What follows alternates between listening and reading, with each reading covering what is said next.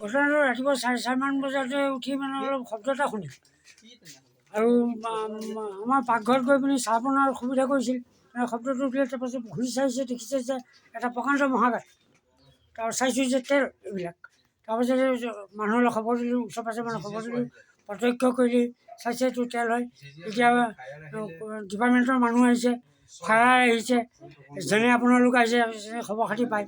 আপোনালোকে প্ৰত্যক্ষ কৰিছে, এই প্ৰত্যক্ষ কৰি তেলৰ প্ৰবাহ দেখিছে, এতিয়াও বকাই আছে। যিকোনো সময়তে জুই জ্বলাৰ সম্ভাৱনা আছে, সেইকাৰণে আমি এতিয়ালৈকে খোৱাৰো আমাৰ মুস্কিল হৈ গৈছে। চাৰি মাছটো আৰু বৰবাদ কৰি দিলে, চেছ।